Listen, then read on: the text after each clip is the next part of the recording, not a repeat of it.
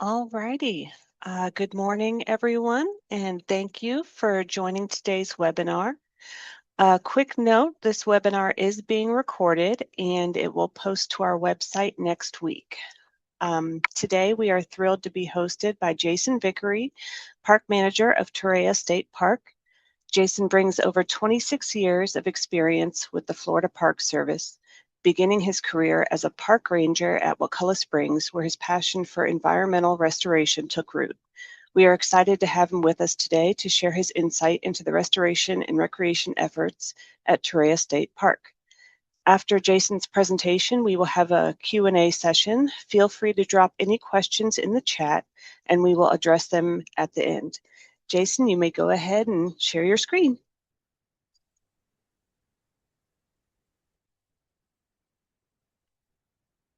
All righty, good morning. Good morning, everybody. How is it going this morning? I'm Jason Vickery here, a park manager at Torreya State Park. Started here at Torreya back in 2018, about 6 months prior to having Hurricane Michael hit the park here in the Panhandle. And before that was over at Olino State Park for a little while. But most of my career has been right here in District 1 with the Park Service at Wakulla Springs, Clockney River, Ball Point, until I started moving on my upward trend and into management. But currently the manager here at Torreya, where we do a lot of restoration here and a lot of recreation here at the park as well. And as you're looking here at the screen, that's what we're known for, is what the park was named after. There is the Torreya tree, and that is one of the leaflets or off of the Torreya tree. Looks a lot like a Florida U, which we also have Florida U as well here in the park. But to be able to kind of get you guys oriented with Torreya State Park, a lot of people will think of Torreya being just right here where the Gregory House is and the campground and the trail system. But the park itself is much larger than that. Is looking at this map here, you'll see that the tract that you're familiar with would be what we call the CCC tract. And that CCC tract is where the campground and, of course, the Gregory House is. And you can see there on the map where it says Ocheesee Landing. Ocheesee was the original, where the original Gregory House was built back in the 1830s. And it sat there right at Ocheesee Landing along the Apalachicola River. But the park extends much larger than that. There's been a lot of land acquisitions made since this became a state park. The park began back in 1935. It's one of the first of the 7 Florida state parks that the Civilian Conservation Corps helped build. And the park, of course, has expanded into the Rock Creek tract all the way up to north of I-10 even. We even have a small tract off of this map, a little 200 something acre tract up in Jackson County, just south of Chattahoochee.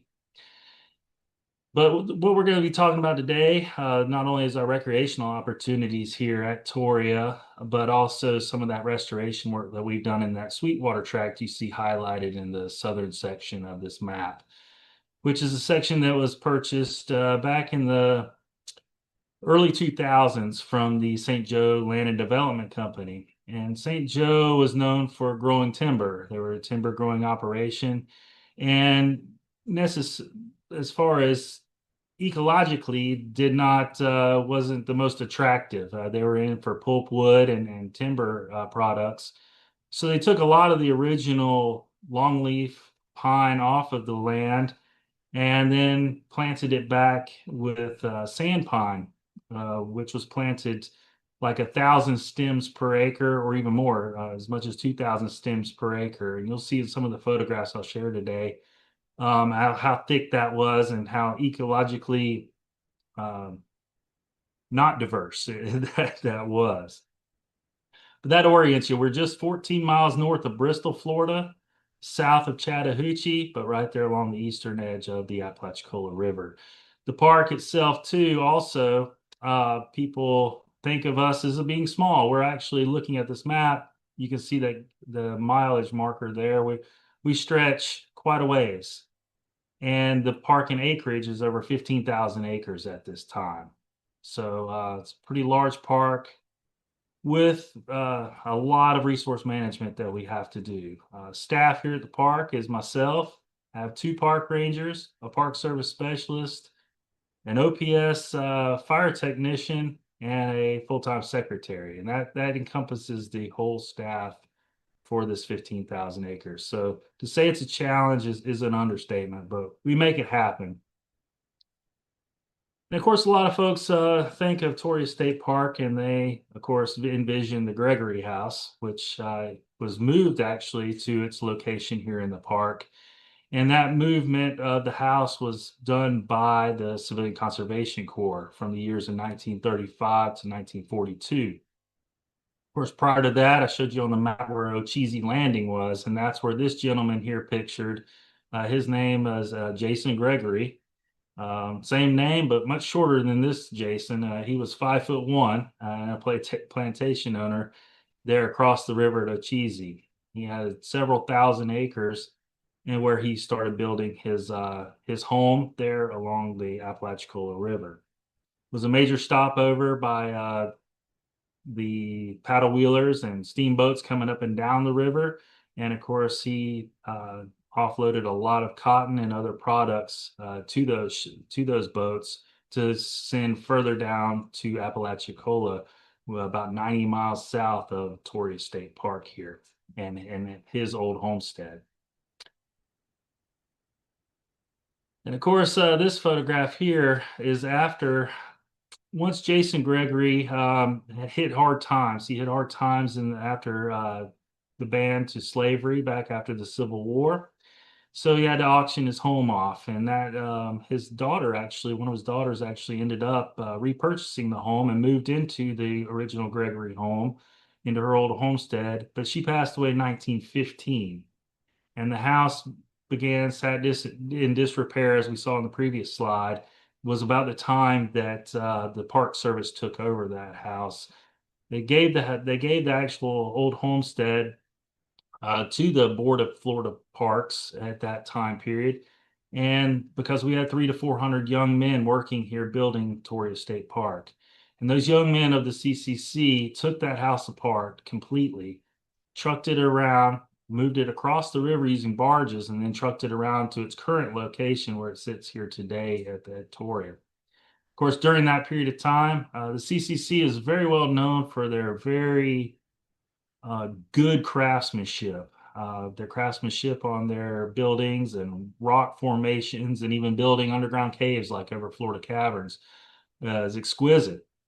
But looking at this photograph, this little photograph of the Gregory House building being reconstructed from Ocheesee, they had a little bit of work to do on their ladders and whatnot. It looked like they had a little shortcoming on some of their supplies in order to build it. Of course, the outcome is magnificent. Of course, we got a joke here with Park Service too that we not really a joke, but we have to have permits on everything that we do. And I believe that the little white piece of paper on the front of the building there was their permit. I zoomed in and said permit was approved for this. But OSHA obviously, I don't know, was around looking at these scaffolding and ladders.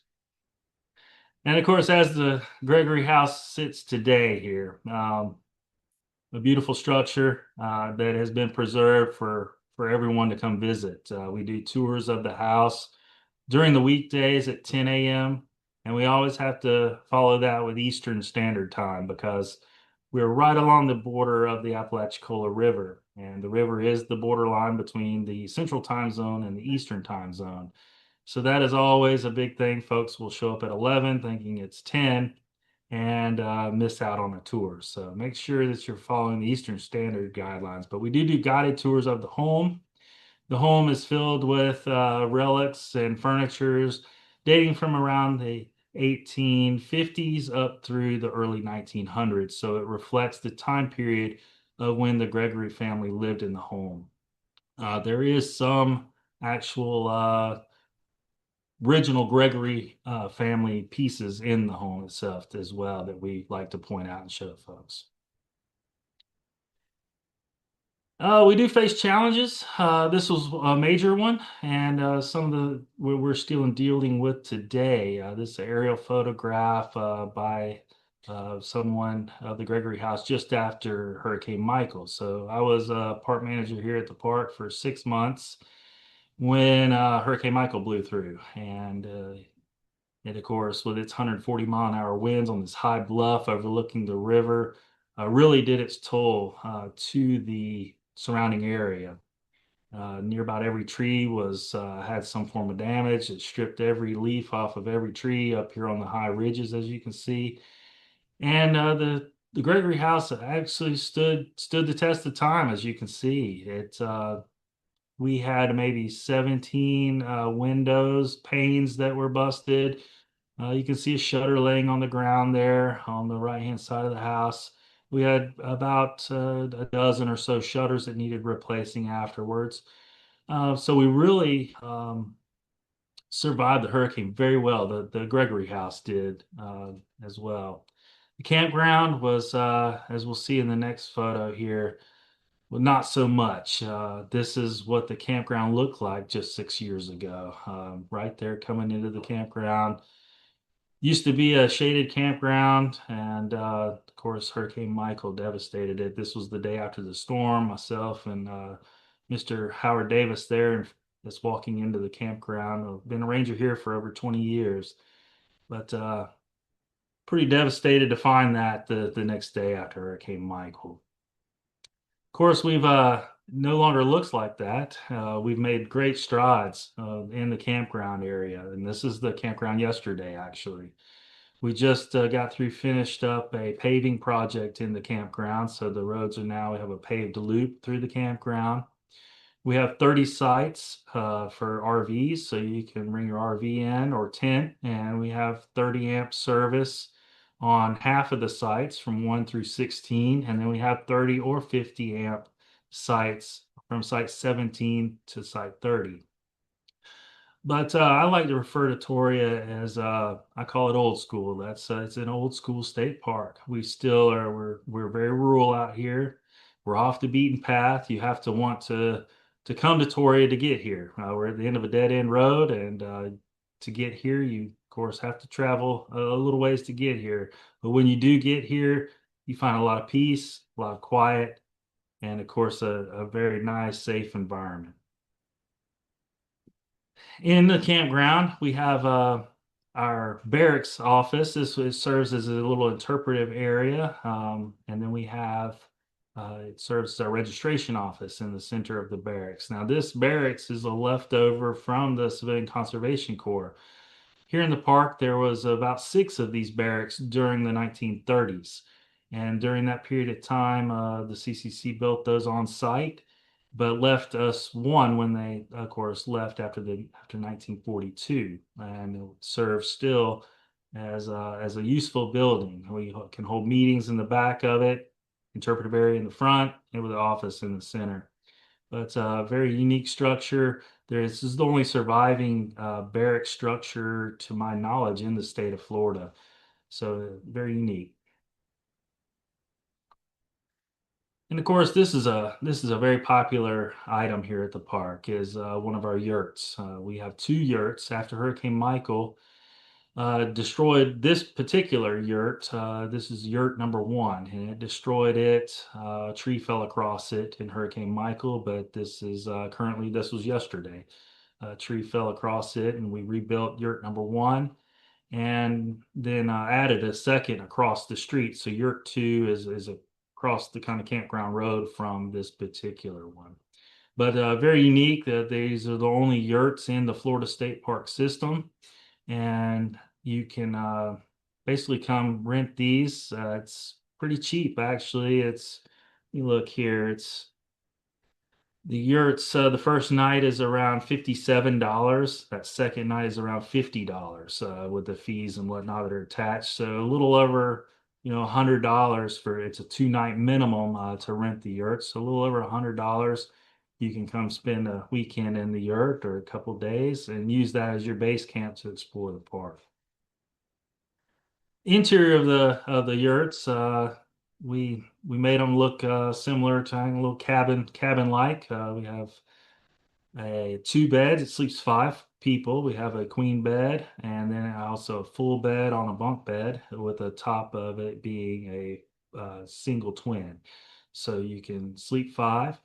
And it's very much it's air conditioned, heated, and a very nice experience. We have, of course, ceiling fan and even got like kind of a skylight in the top of these with a fire pit outside as you saw before, so you can really enjoy a weekend. There is no kitchens in these, so it's we like to tell folks it's like tent camping, but don't bring the tent. Bring everything else. Bring your linens, your pillows, all your your coolers and food for the weekend, but you don't have to provide your tent. And of course, these windows in the back, you can see you can roll those up and cool nights, especially in the fall. You can even unzip those and have just a screen in those yurts and breathe the fresh, cool air here in the fall, winter, and early spring. We also this is the only what we call the cracker cabin. It is based off of a old style dog trot style architecture of old Florida. And you have a screened in area between two different rooms of the cabin. And this too can be rented a little over $50 for a 2 night minimum. And it can be you can have one room for the adults, and then the other room has four twin beds on bunk beds, and you can put the kids over on one side, and you and your wife or friend can have the other side for the weekend. So also a unique experience that you can enjoy here at Torreya State Park. And once again, it's the only cracker cabin of this style in the Florida Park Service. Most of your cabins that you'll rent in other state parks will have full amenities. They'll have a full kitchen and refrigerators and all that. This cabin is just like the yurts. It provides your bed, but you need to bring all of your linens and everything with you for and so uh, the air conditioned rooms and heated.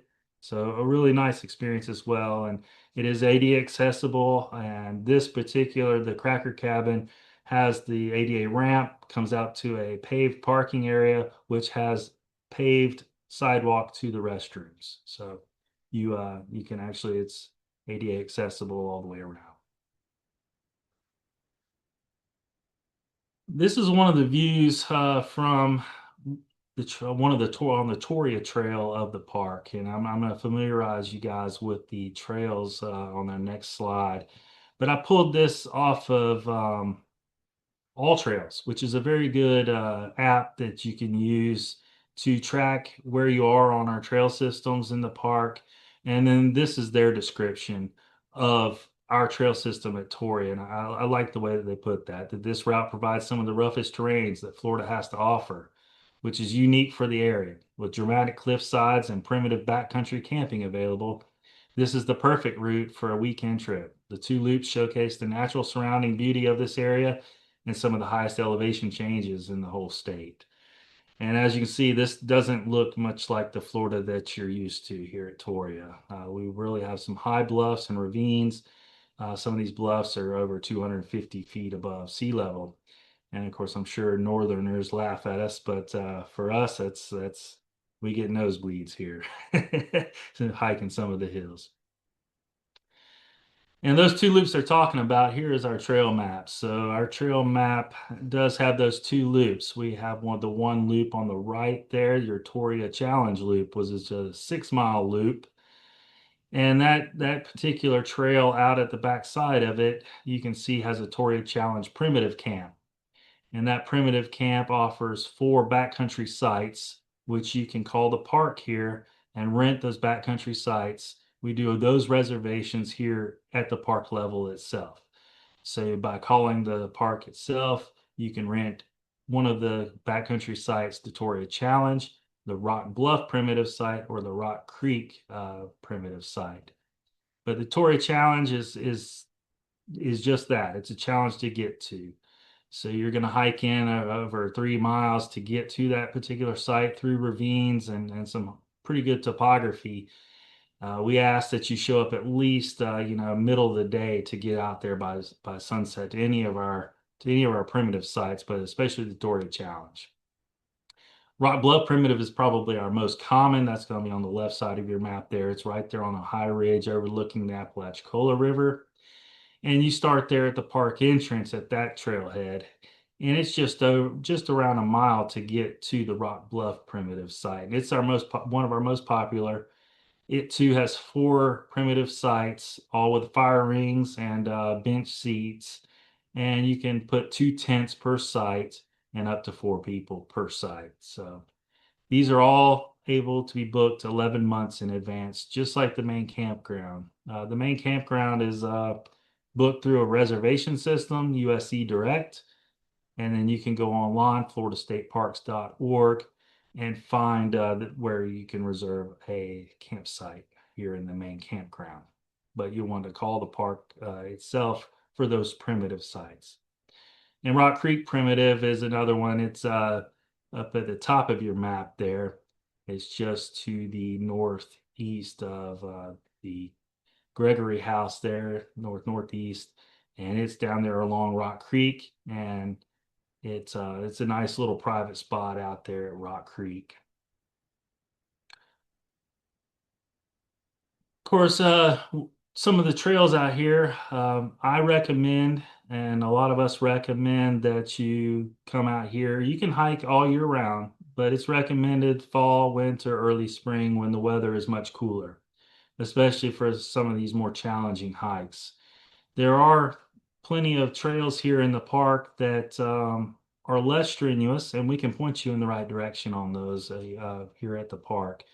But some of these, I would ask that most folks come out in the fall, winter, spring to have a more desirable trip. But here's a picture at the top of Logan's Hill. This is between the campground and that Rock Bluff Primitive site. A real high ridge overlooking the Apalachicola River, some spectacular views from this particular hill. That was the one we saw earlier with the All Trails saying on there. And it gets covered in these Indian pinks, the red and yellow little flowers. This is just a small taste of what is out there in late March, but just some really beautiful spot there, and a great vista. You can bring your pets with you on your hikes. We do allow that as long as they're on a 6 foot handheld leash. And this is, matter of fact, my little Beagle mix dog, lady dog, and plenty of rabbits and quail out here to keep them busy with their noses and listening out for them. But this is on the Torreya Trail through one of the prettiest hikes and a fairly easy hike. This is on the Torreya Trail there at the entrance of the park. And it's a small loop trail about 2 miles long, and you can it's through a longleaf and wiregrass ecosystem.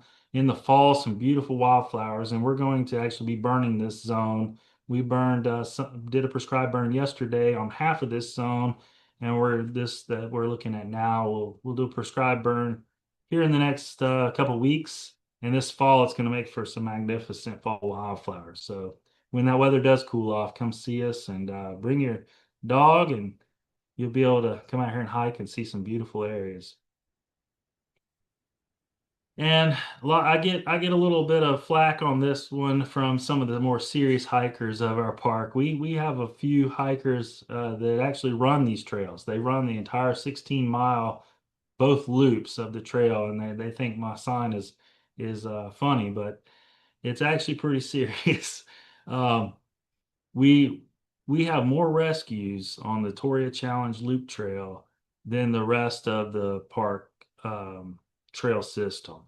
I get a lot of phone calls when it's starting to get close to dark during warmer weather, where somebody has turned around on the Torreya Challenge Loop Trail, or what they've done is just underestimated the topography and the level of strenuous hiking that this is.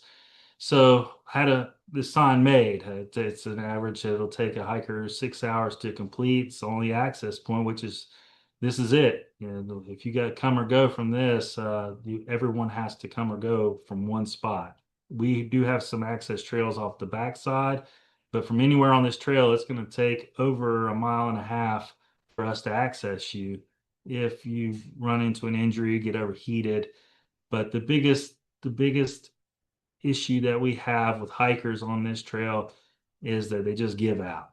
They don't bring enough water or they don't have enough supplies with them to make the trail during warmer weather, and their body just gives out. It's underestimated a lot of times. So I like to put that out there. But we do I put this out so folks can at least have a warning before they enter this wilderness area of the park.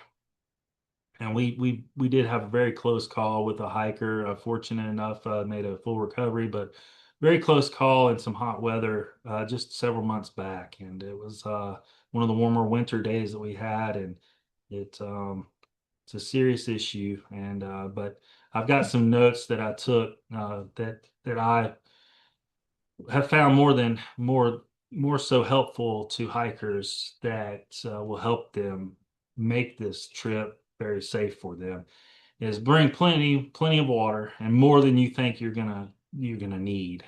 Even a camel pack on your back would be probably a really good idea.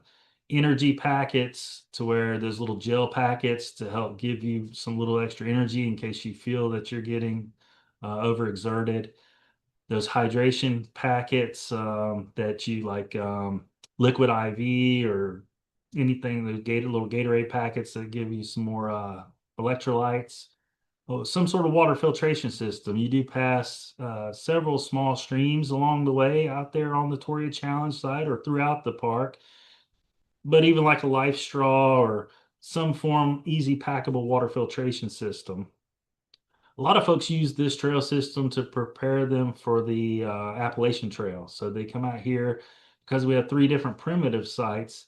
They can bring their new gear or the gear they're trying out and be able to go to these primitive sites and camp and tear down and pack up and prepare themselves for these longer hikes. So it is a real good challenge for them to be able to do that here on these trails.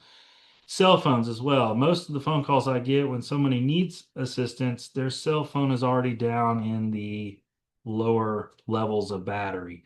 So it was a great idea if you bring your cell phone, bring it fully charged, and bring a battery pack with you if you can to help that cell phone keep charged.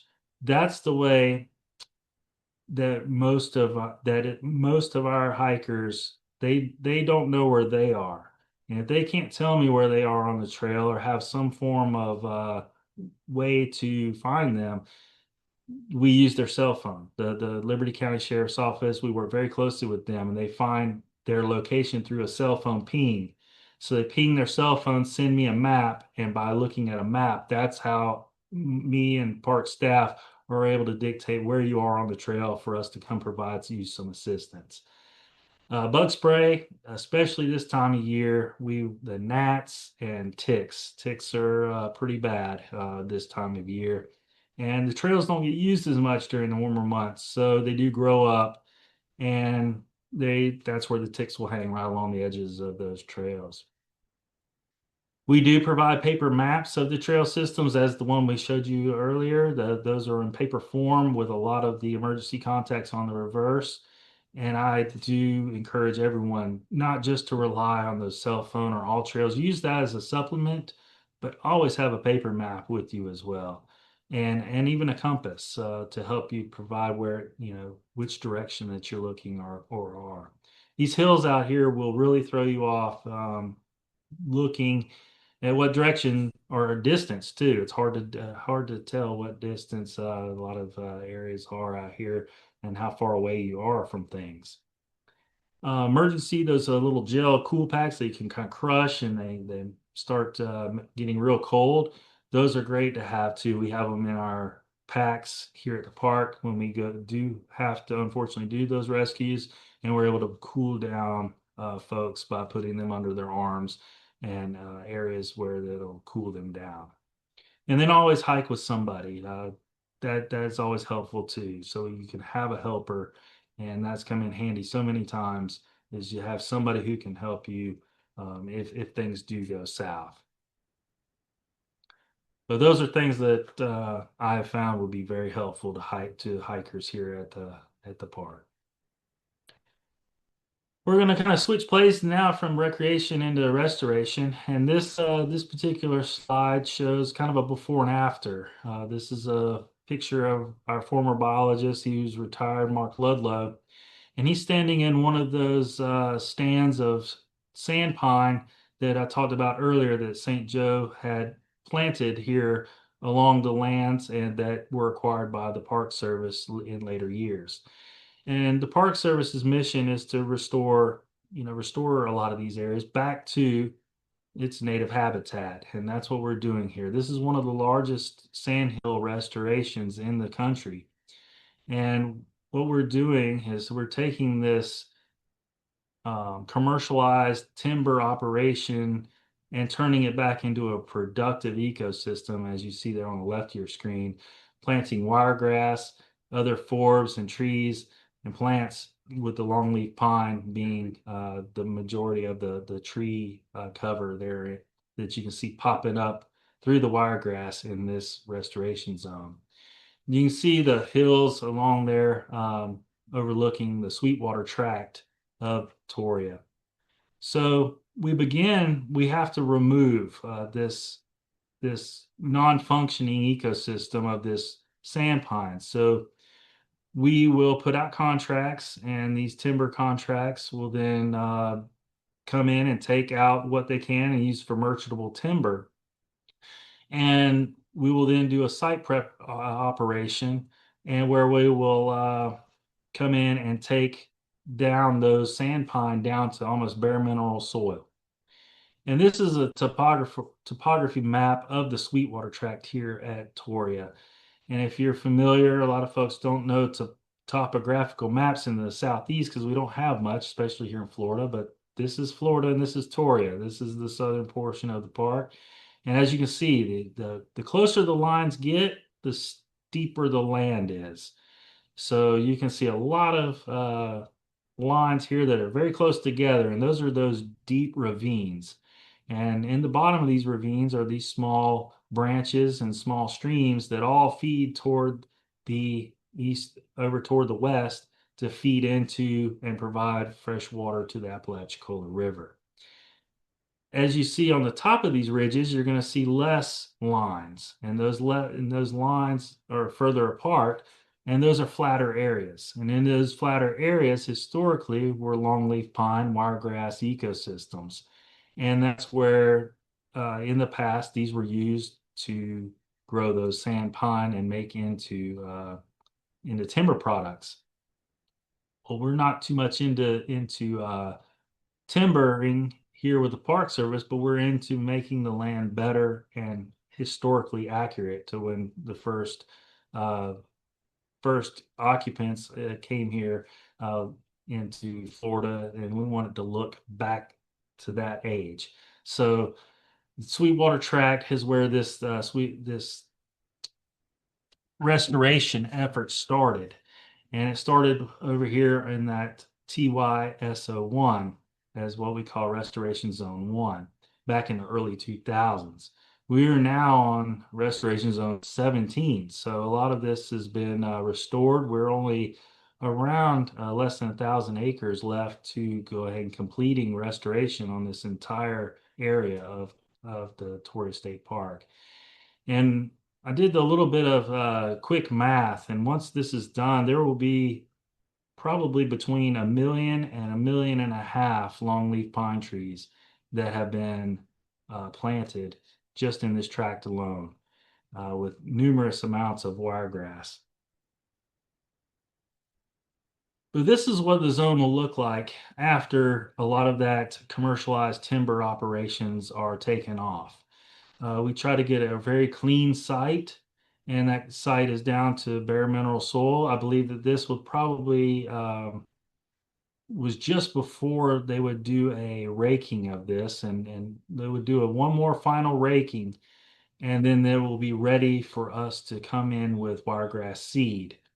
And that wiregrass seed is collected here in the park, and we'll be going through some slides showing you how that is done. But this area just kind of put a snapshot as to what this looks like, and we're going to show you what it turns into. As we had that slide a little earlier. But this is what we refer to as a grasslander, and the grasslander is on the back of this tractor here. It's a seed planting device, and it has tires that go across the back end of it that are utilized to pack the seed down into that mineral soil. The hoppers are above the tires there, where you can open a lid and pour your seed that you desire into those hoppers. And then it's gear driven, which the gears have little tines in there that mix the seed and make it move down through these drop holes that are in front of those tires. And as you drive over the land, the seed drops and the tires pack it in automatically. But our restoration areas are usually between 300 and 350 acres. That's what we can provide seed for on any given year. So imagine having to mow a 350-acre lawn. And that's basically what you're doing in the tractor, back and back and forth across 350 acres with a tractor planting seed. And I have to give a shout out and thanks to our cooperators and our partners, the Nature Conservancy, because they're neighbors to us at the Apalachicola Ravines and Bluffs, which is just here next to Torreya State Park. And we have a cooperative agreement and work very closely together. And they provide a lot of the labor of collecting the wiregrass seed and planting the wiregrass seed here at the park. And then in turn, we help them do prescribed burning as well. So it's a very good cooperative partnership between our two organizations. But our planting is done usually in the November through January time period. And we utilize around 15 pounds of seed per acre. And that's that's gauged in these grasslander machines to drop onto the landscape. After the wiregrass is planted, we then have contractors come in and plant our longleaf pine. And the longleaf pine seedlings come in boxes, and there's around 300 and something trees per box. And we plant at 400 trees per acre, roughly.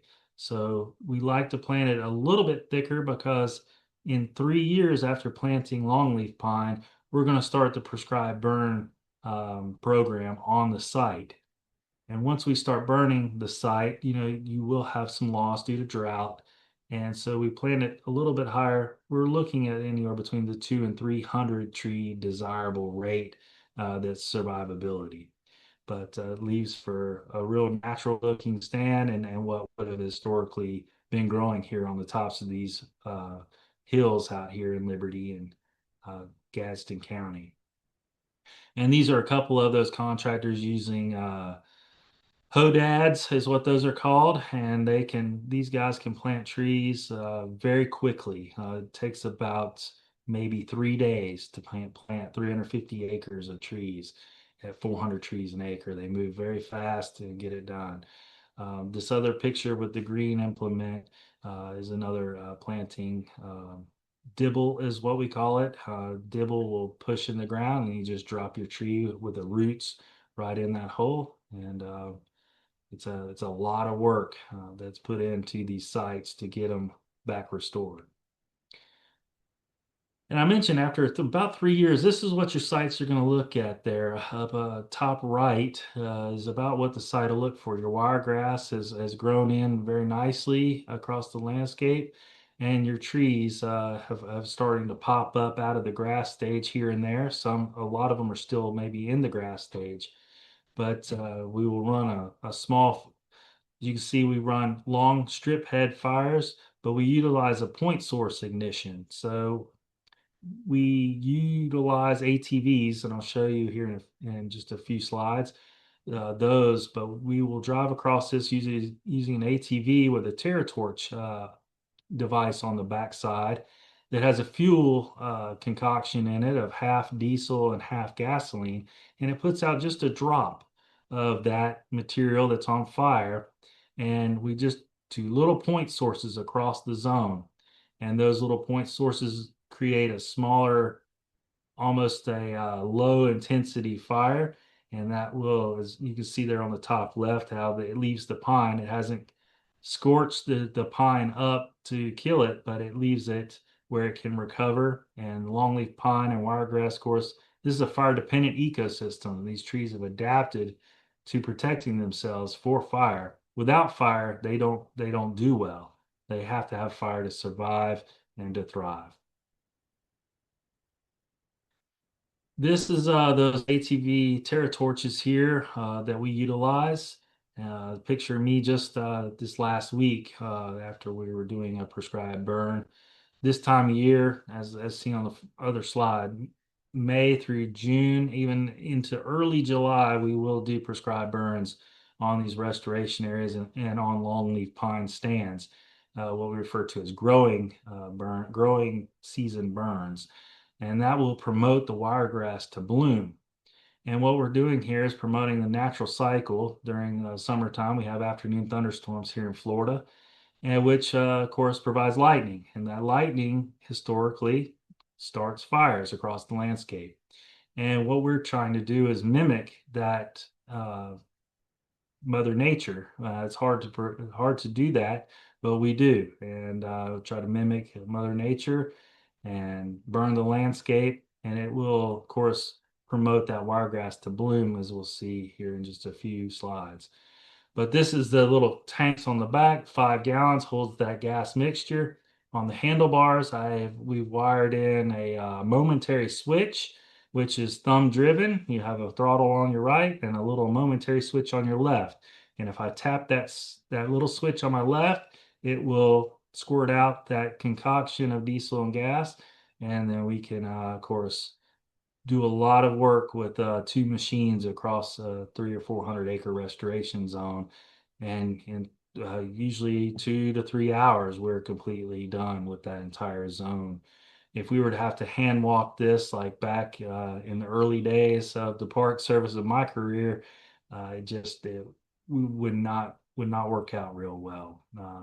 It's healthier this way for us, and things are actually progressing now even more. We do aerial burns using helicopters, but things are progressing now even into drones and utilizing drones to start prescribed burns. And that way, really, no humans are put into the zone itself for any kind of danger. So it puts a lot of the danger aspect out of it using the drones. But as for now, the ATVs do a wonderful job. I don't know what we would do without them.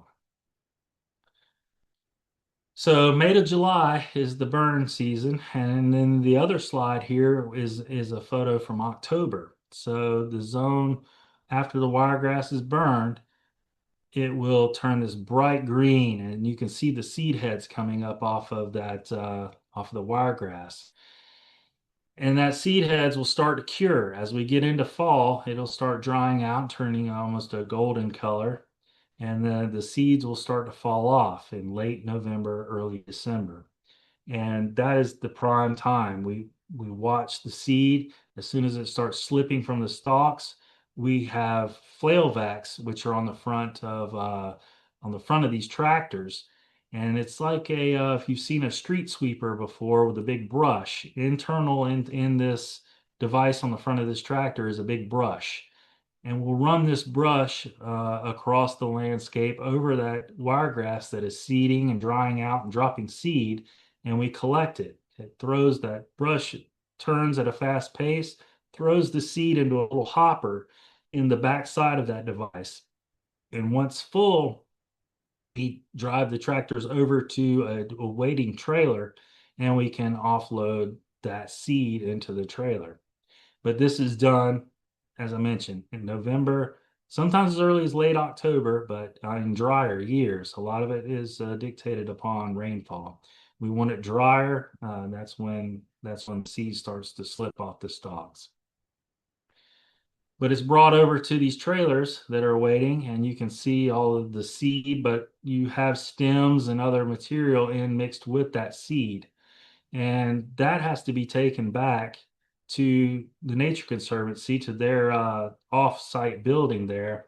and where it is actually all of that seed is then handled again and put over these wire mesh screens. And by hand, all of that chaff and different things that are mixed in stems in that seed is taken out. Because when we put that in that grasslander machine we talked about earlier, it has to be just pure seed so it will fall through and plant properly. So all that seed material, this is prior to being taken back to the offsite spot to be cleaned. Once cleaned, it's bagged up, and as you can see, the picture of me standing beside large bags of those average over 40 pounds a piece in those large bags of pure wiregrass seed. And each bag is weighed and tagged and getting ready to put out into the field. So we know exactly how much needs to be brought to a particular site. It's usually loaded into a cargo trailer where it's kept dry and then brought out to the site for planting. And this is a photo of a restored site that's 6 to 8 years after restoration. And, once we do clear those sites of that sand pine, it's wild to see how much diversity actually still in the seed bank that's in the ground. And as you can see, there's a lot of different flowers and different forbs that do come up with just doing nothing. It's already there. We just had to provide the landscape for it to thrive. And even now, right now, sitting in our office, we have a quite a bit. We had some funding to try to. We went through Roundstone, that's a seed supply agency, and we bought quite a bit of seed of natural legumes and flowers and different things that will make these sites even more diverse and more correct, should I say, that we're going to be planting here soon as well on some of these sites. And I can't wait to actually see that. That's something that I've really been wanting to see is a really diverse site with all the different plants that we should have that are going to be represented. And when you go out to these sites like this and you hear the quail calling and you see the turkeys feeding, rabbits and all the native wildlife, it really that's the thanks that we get. It's working, and it's a very good feeling to have. And this is one of the vistas of a restored site at Torreya, down in the Sweetwater Tract. This is top of one of the ridge tops and really showcases the spot. And as these tall pines, I was just out here. This is an older photograph, but I was just out here last week, and these pines now are 15 feet high. So the vista is not near as nice as it is here, but the pines are really thriving. And this morning I took this screenshot sitting here. My office is right here next to the Gregory house. And so I wanted for you to be able to see where Toria is sitting. This is right here at the Gregory house where the blue dot is. And then also to show you that even from space, from this satellite image, you can see what we have restored. South of me in the blue dot, you can see that all that area down to the south there that has all those veins, almost arteries running through it, of those ravines with those ridge tops planted with wiregrass and longleaf pine. And as time goes on, you probably start seeing a lot more green dots as the tops of these longleaf fill in. But as you can see, that south Sweetwater area hot below me there in the blue dot of Torreya State Park right there off of north of Highway 12 there that goes out to Greensboro. So you can even see our work from space, which is pretty cool. And of course, I want to leave you guys with I think this is one of the last of the different pictures I've shown you in the overlook here from the backside of my office here at the Gregory House. This is it's a heck of a place to come to work in the mornings, to come out here and see this as you walk into the office. But the overlook, the river's pretty high. We are so thankful for the rain that we're finally receiving. And you can see off in the distance that that cell tower over there, and that's who you need to thank for your phone when you get close to us, flip-flopping from Central to Eastern time zone. That's it's in Central Zone, and that's why you have a lot of this back and forth on your digital devices. But I'll just end this slide with the overlook as who I am, how to get in contact with me, and you're more than welcome to call me, email me anytime. Me or my staff are always willing to help out with your experiences here at the state park. And as we say with our mission, we provide resource-based recreation while preserving, interpreting, and restoring our natural and cultural resources. So we try to provide you with as close to natural Florida and what we call the real Florida for your experience in our state parks. And I really appreciate everybody joining us today for my presentation. All righty. Thank you so much, Jason, for that insightful presentation. We're going to open up the floor for questions. You're welcome to unmute yourself or type into the chat box. I see a couple questions have come in. Kent wants to know, has the COLA tract acquired by TNC been transferred to the FPS? No, yes, the Cola tract, the what we used to be called the Hatcher tract, has been transferred to Florida Park Service. So that was an 800, almost 800 acre parcel that was between Martin Luther King Road and Highway 12. And an archaeological survey has been done on that tract. So we have got that accomplished, and we're looking at that becoming our next restoration area moving southbound to Highway 12. There was a second part of that question. He asked, how is the acquisition going for the tract southeast of State Road 12? That acquisition was made. It is in the hands of the Nature Conservancy, and that is the Tulogi Creek tract south of Torreya and the Nature Conservancy, and that 2,000 acres has been bought, closed, and is in the Nature Conservancy's hands. And I'm not sure if that will be transferred to the Florida Park Service or if it's going to stay in the Nature Conservancy's hands. I'm not abreast of that at this time, but do know this: it's in conservation and will be restored. Monique asks, are there wildflowers, rare trees, and or any bird migration in this state park? Absolutely. All the above.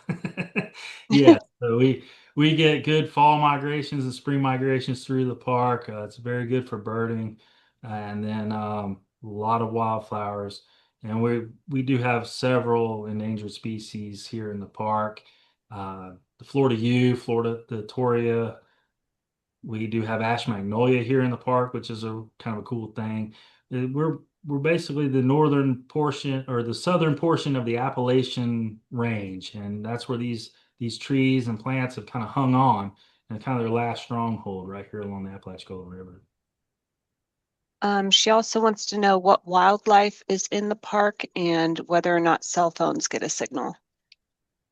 Cell phones, Verizon and AT&T do pretty good. The others, can be spotty, but it's gotten better through the years. The bottom of some of these ravines, if you're hiking, there you can have cell phone issues, but you might have to walk up to the top of the hill to get. But we have deer, turkey, raccoons, possums, black bear do pass through. We have bobcats we see quite a bit. Quail, you'll hear a lot of quail calling out here. After Hurricane Michael, the quail and rabbit population really exploded here in the park. And seeing those quail come back is really a magnificent thing. But you do see a lot of squirrels. We do have fox squirrels as well, which are a threatened species. And gopher tortoises. We see quite a few gopher tortoises in the park along the trails as well. Righty. Are Torreya trees unique to Florida and can it survive hurricanes? They're very unique to Florida. This is, as I mentioned, is kind of the last stronghold in their entire range. They're an ice age relic tree that really thrived in colder climates, and have gone extinct in most areas except for right here in this area of Florida along the Apalachicola River. They really like the steep head ravines. They're a shade tolerant and loving plant. And once Hurricane Michael happened, it took about 70% of our overstory trees, which, of course, if the tree didn't fall on the Torreya tree, we had several that were met their demise with trees falling on them. But the sunlight now, just after Hurricane Michael, really, the trees didn't like that. But they have the shade is building back in now. There's a lot of competition going on out here in the woods of all these species trying to reach for the sun, and things are starting to really come together now. We'll probably never see Torrey State Park the way it was before in our lifetimes, but it'll be here for from now until infinity. Another question popped up in the Q&A. Are the lands held by the park system owner by the BOT? I don't know if I'm asking that right.